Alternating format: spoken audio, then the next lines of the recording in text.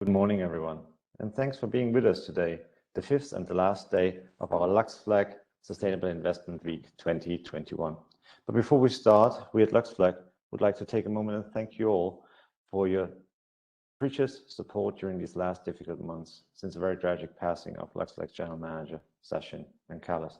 Sachin was a great human being, certainly, and a tireless supporter of sustainable finance. He exemplified LuxFLAG with his passion, ambition, and drive to move to a sustainable future. Thank you.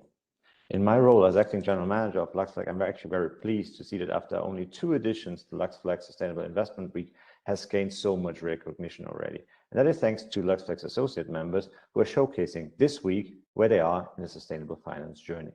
Given the finance industry is on different stages of this journey, it basically is also about sharing best practices this week, so we all advance towards the goal of making all finance sustainable. For the 3rd edition of the LSIW, we thank you for such a positive response with over 3,500 registrations. This is amazing, and I simply like to thank also our host partners and the media partners as well. The 25 sessions over the week will cover the latest trends and most pressing issues in sustainable finance. We hope you find them useful, and you also find some inspiration in the progress being made to harness finance to help find solutions to our current environmental as well as social challenges at hand. A few words on the housekeeping. The slides and the recording of the sessions will be made available to you sometime after the LSIW. For Q&A, please use the Q&A function or the chat function at the bottom right of your screen. In case we don't get to have the time for all questions at the end of the session, the questions will be forwarded, obviously, to the host for subsequent responses directly to you. But now, with that being said, let's turn to the session. And I'm really pleased to welcome you all to the second session of the day, hosted by Mikro Kapital. Since more than a decade, Mikro Kapital is an asset manager that invests in small as well as medium-sized enterprises in Russia, around Europe, and emerging countries such as in Asia or Latin America. With a team of highly specialized professionals, Mikro Kapital made it to their dedicated mission to stimulate economic growth of small companies and increase the well-being of the stakeholders, and thus to make a valuable impact on a social level. I'm sure it will be very interesting to hear from Mikro Kapital how to discover actually impact investing opportunities along the Silk Road. For that, I'm pleased to introduce the excellent speaker we have with us today, being Vincenzo Trani. Vincenzo is the founder and president of Mikro Kapital. Thank you for being with us this morning, Vincenzo, and the floor is yours. Hello to everybody, and good morning. It's a pleasure for me to be here. Thank you very much for this opportunity. Mikro Kapital is quite active in sustainable finance, and today, together with you, we would like to present some tools, some approach that we developed during last 13 years. In last 2 years, unfortunately, this pandemic influenced everyone's daily life. And I believe that as a consequence of this, we can for sure consider the side or negative aspects that we all very well know. We are for sure considering how is important to change mind. And in particular, I believe we are approaching the market, we are approaching our life with less selfishness and more care about others and about our planet as well. So the pandemic, the negative aspect of pandemic is bringing as well something positive, some positive lessons, I would tell. And this was as well a good occasion to study and analyze as well our different approach between one country and another country, weak points of different countries, economies, and being from this point of view, being on the Silk Road, Mikro Kapital is able to do a proper analysis. The experience is quite interesting. I mean, we were able to see a different approach in this pandemic situation. On the Silk Road countries, we are working in 14 countries. with more than 253 offices and 3,700 employees, we saw in different countries different approach on the pandemic situation. In some countries, we saw lockdown, like happened in most of European countries. In some other countries, we saw a completely different approach, and the state even did not consider it, the possibility to use lockdown as instrument. In some other countries, there are vaccines. In some other countries, there are not enough vaccines. And in terms of support to different economies, some countries use it aggressively finance to support economies, to support sectors that were suffering. But in other countries, this did not happen. And thanks to our local experience in each of these countries with our 253 offices, we were able to do a proper analysis and to adapt our model to the new reality. I believe microfinance and small business are the most interesting sector of real economy. Yeah, SME is the main part of the real economy, but at the same time, when we think about this category, we very often think always to the old traditional small business that is mostly connected with the small shops, trading firms. Today, in 2021, small businesses are much more diversified than in the past. And the only characteristic of small business that is in common with different operators is that they are real economy. They are those those sectors of economies that are really helping every country to grow, and it is really helping people to get the possibility to earn enough quantity of money that is needed to live. At the same time, all the small enterprises, they have important difficulties to the access to the banking credit system. This is due to different gap of financial markets in different countries. In some countries, this is more because the companies are too small to be interesting for banks. In other countries, because the accountancy system of small firms is too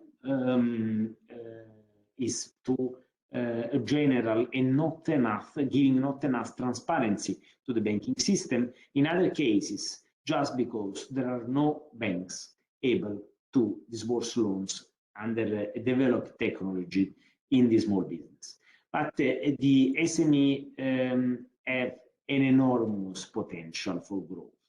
And I believe that this potential has to be considered and has to be properly developed, because this is the only solution for many countries to offer to the people a proper development, a proper satisfactory level of well-being. Only following these characteristics on the Silk Road, in the list of countries where we are operating, there are many small enterprises that are going on the same routes. Silk Road is the historical way of small business since many, many centuries. In this key, we would like to consider the Silk Road. And these small companies, these small enterprises, they are working in very different sectors. We should not think only about the trading, small trading firms. We should think about small business that are active in the agricultural business as well. We should think about a new generation of small entrepreneurs that are trade representatives, or that are digital representative of digital business, We can consider in this category as well very, very small IT companies where you have only 1 or 2 employees, but they are offering important services to other small enterprises. So sectors are really very, very much different from each other, and they are very diversified. All those small companies are working in proximity market. So they are not working on the international activity. They are mostly working for local communities. And obviously, they have a strong capacity to adapt to new reality. They have flexibility and they have resilience. This especially we can see on the base of data coming up after the pandemic situation. You see that in many countries, small business continue to exist and to show resiliency to what happened. They were leading during these 2 years a digital transformation as well. The digital transformation that was starting in last 10, 12 years in large companies, this same digital transformation is reaching now the small enterprises as well. It's a more basic digital transformation, but it's essential. In particular, the marketing activity of small enterprises is becoming more and more connected to the social media. And it is more and more important for those small companies to understand what is the future and what they can do to offer to the new generation of clients their services. And all SME companies, they are obviously the target of SG investments. In the analysis of the social impact that we do, at the moment we have 87,300 small end borrowers. We work very closely to the end borrowers because we are locally, as I told before, with our 253 offices.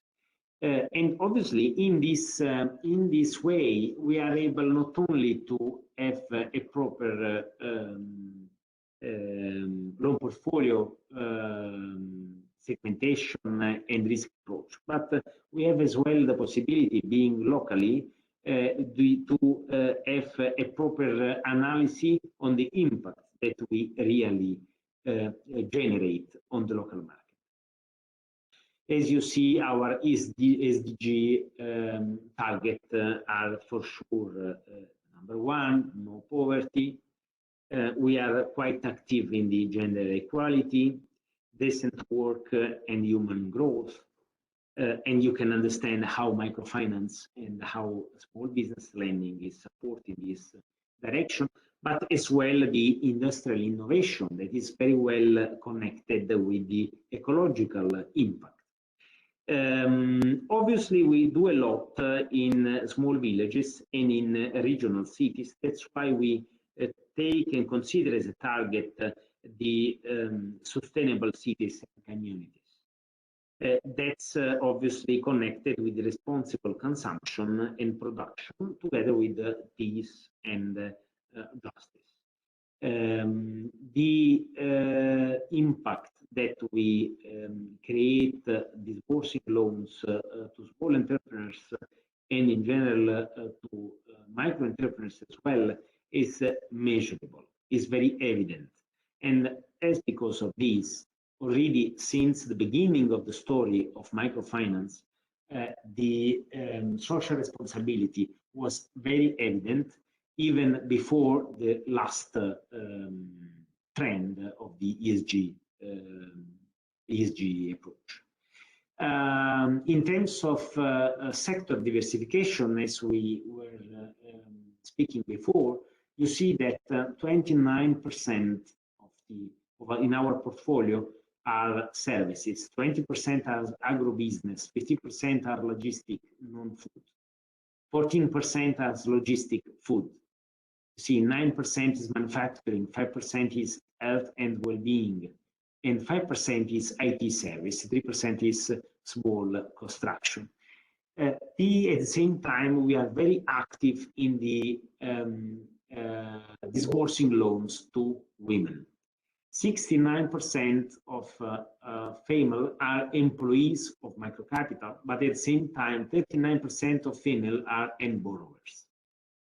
We give a lot of attention to the individual entrepreneurs.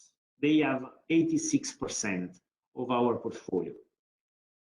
The model of Micro Kapital is quite different from other operators in microfinance and small business. The main difference is that generally microfinance investment vehicles are working as a mutual fund in European or international countries, and then they use to disburse loans to local microfinancial institutions that are located in the countries in which the investment has to be deployed. Then the local microfinancial institution is then disbursing loans to micro and small business end borrowers. Our model is, from this point of view, completely different. We, in fact, consider in a different approach. We want to cut the man in the middle, and we want to have a direct connection with end borrowers. That's why Microfund and Alternative Fund, the two funds managed by Micro Kapital, are owning own microfinancial institutions locally in each country in which we operate today, 14, and it is directly Micro Kapital staff that is analyzing the end borrower. Is directly the Micro Kapital staff that is in proximity of the end borrower. I believe that this model is bringing value, not only in terms of cut of cost structure, but mostly the impact is done on the proper loan portfolio analysis, proper social impact approach and analysis. And on top of it, this is allowing us to have a clear understanding of what is, how is deployed the capital that we are investing. And at the same time, we have the opportunity to understand what is really happening locally.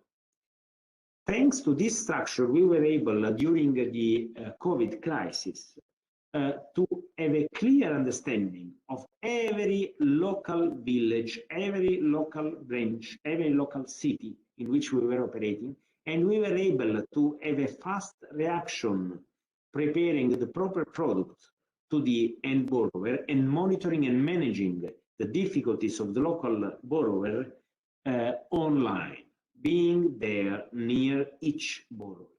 I believe this was the main advantage that we were able to have thanks to our structure during these so difficult times.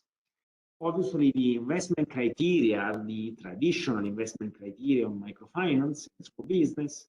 We have microloans and micro-leasing offering in terms of products.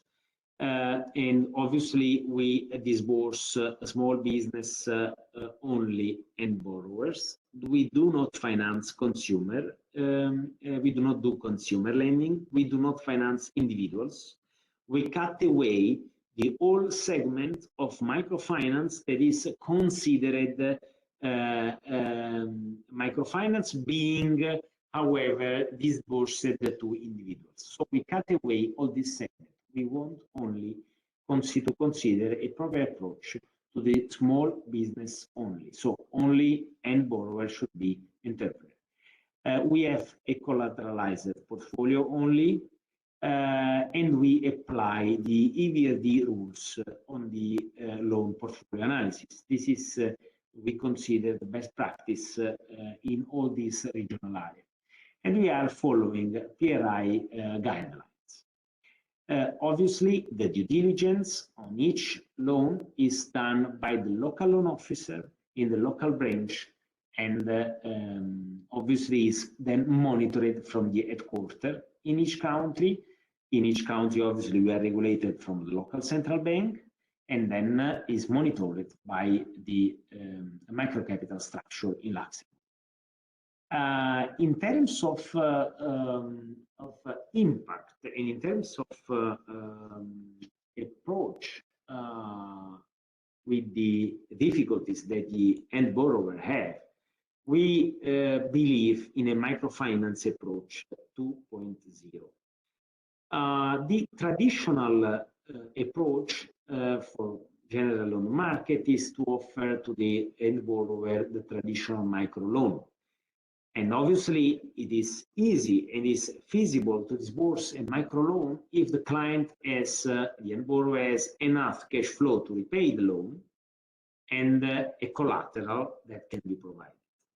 In the case in which the final borrower does not have collateral but has enough cash flow, we elaborated for this client a product that we call micro leasing. What is micro leasing? It is a leasing for a small amount, but there's a very important particularity.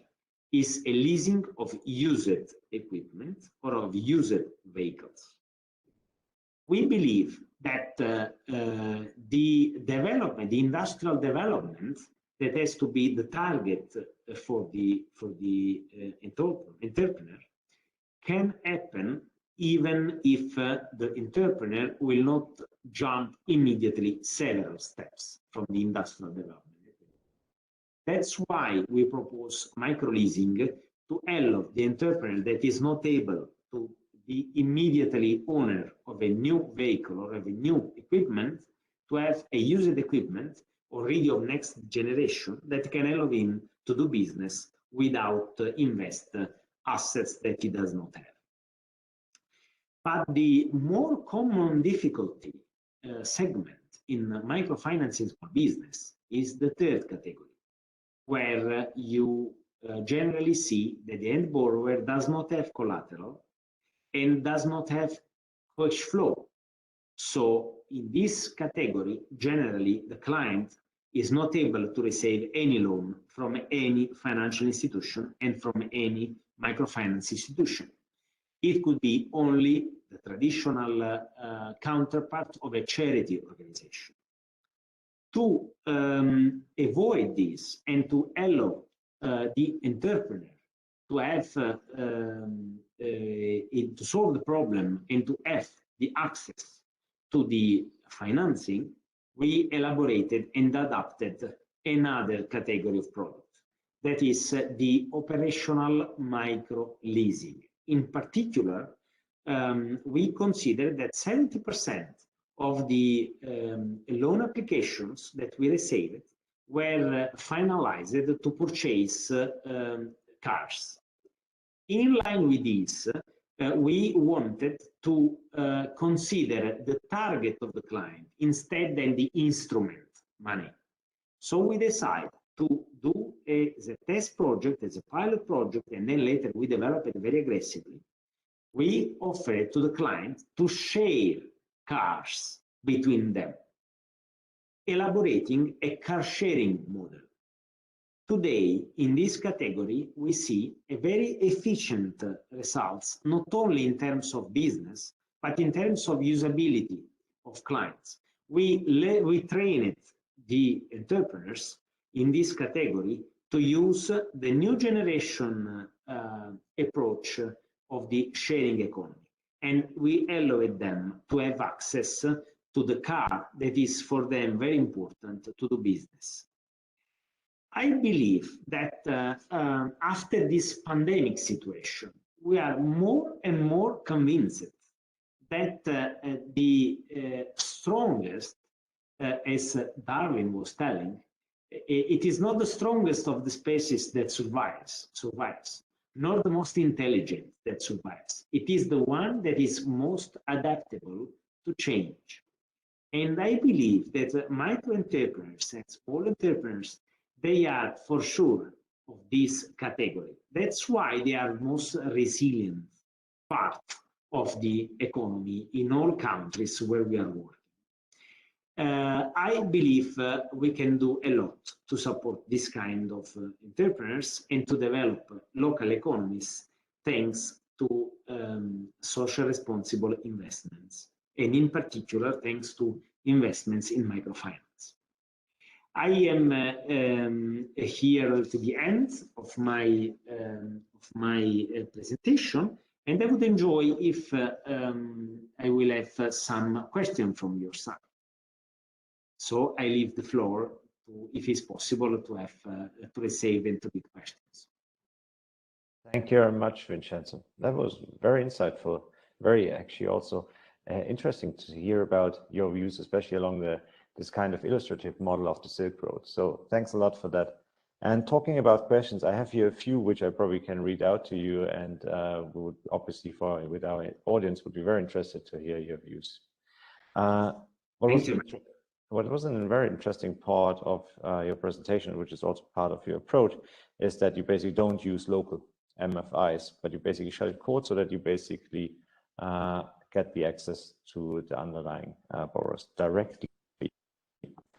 You mentioned cost is basically an upside, so you're reducing cost for it, but you also get to have the direct oversight and influence. But the question that we could have is basically, does it still give you enough of market? Does it give you enough of possibilities for financing?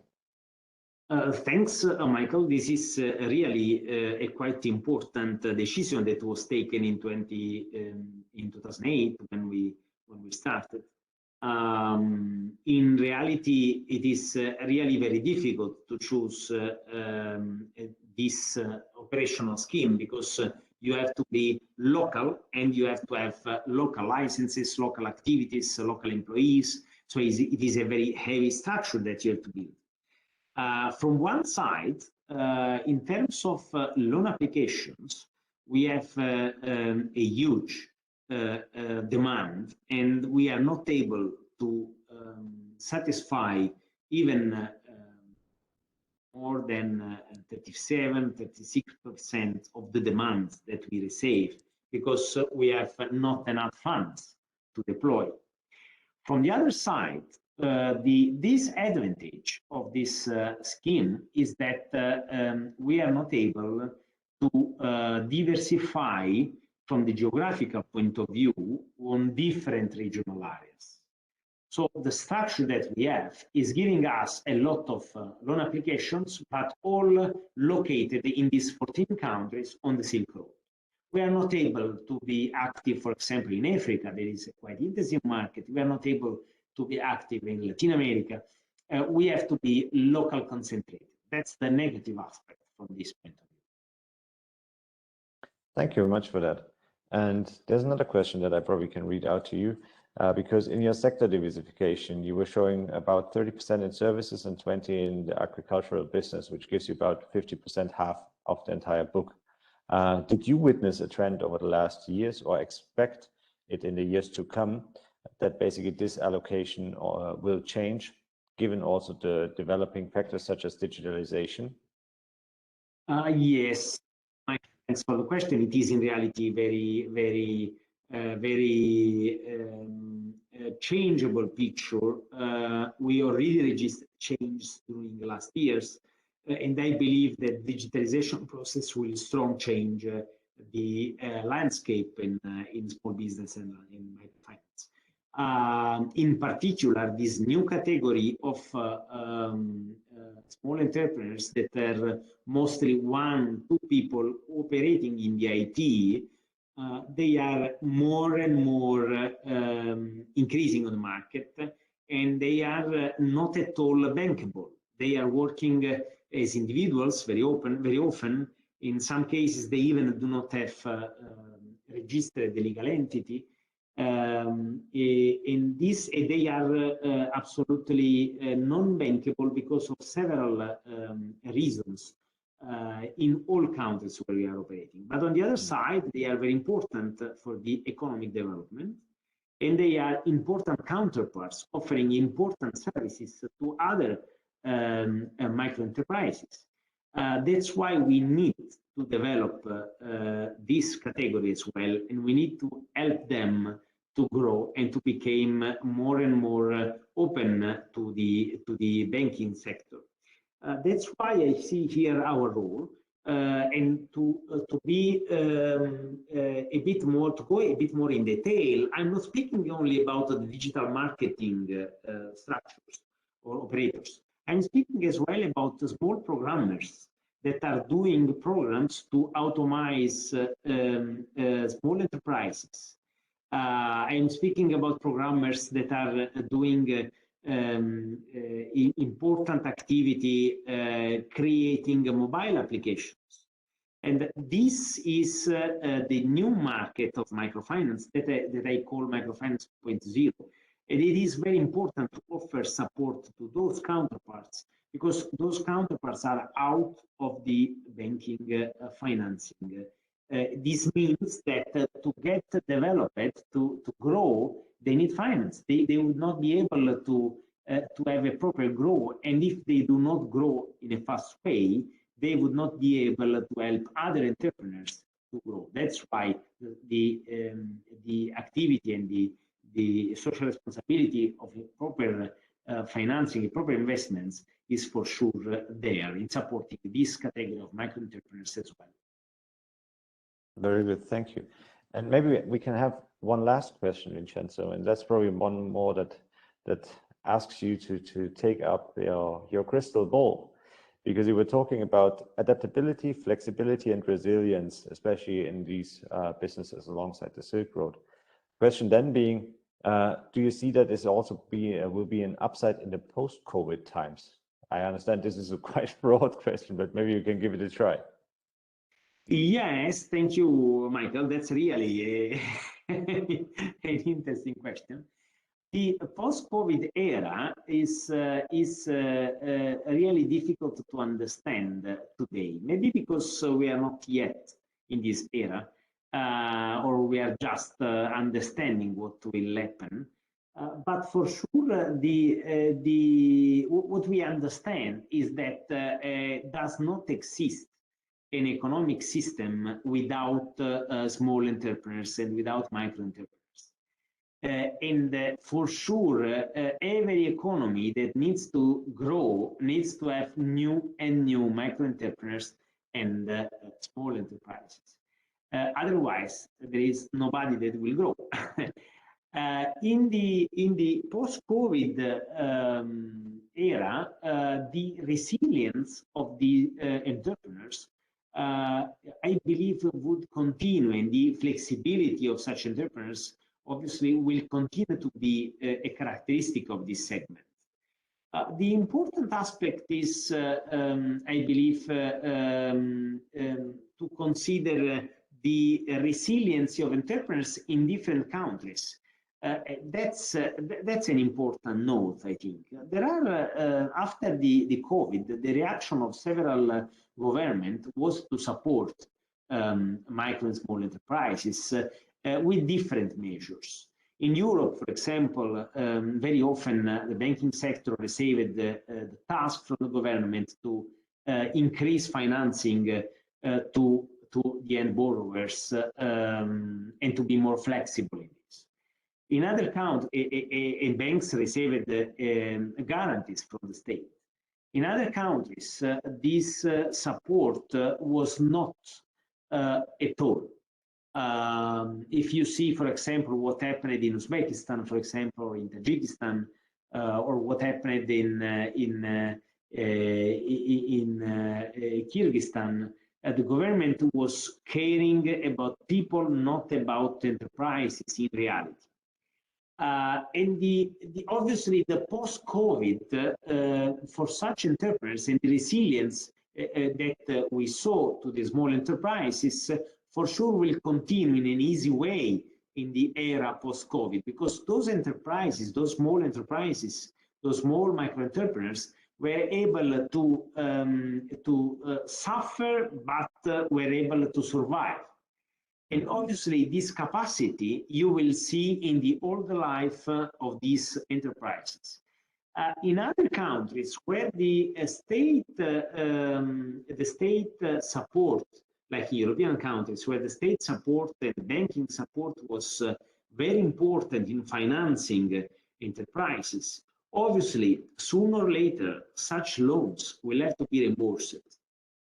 And the resiliency of the entrepreneur, you see less, because the entrepreneur was supported from a bank or from a financial institutions guaranteed by the state. So the question is, will those entrepreneurs have the capacity and the resiliency to reimburse loans at a certain day, or will banks just write off such loans because the state will have to move in this direction? I believe that obviously it's more difficult to have to do a proper analysis today of what will happen in the post-COVID era. But for sure, who was able to show the resiliency will continue to show resilience. Perfect. Thank you very much, Vincenzo, again, for these very insightful answers further to your presentation. And since we're not having any further questions, I would actually like to thank you not only for your presentation, but also for hosting the session today with Mikro Kapital. And I also would like to extend the thanks to our LuxFLAG team for having made this all possible today. And I actually would like to close this session then with a quote that I hope will resonate with you. We now understand that sustainable finance is not just another type of investment, it's actually a complete shift of mindset. So with that being said, again, thanks, Vincenzo, wishing you all the best. And for our audience, please bear in mind, we have one more session in this year's LuxFLAG Sustainable Investment Week. It's one at 11 o'clock with ING, talking about sustainable finance and the role of banks as an enabler of green transition. Thank you very much again, and talk to you soon. Bye-bye. Thank you. Thank you.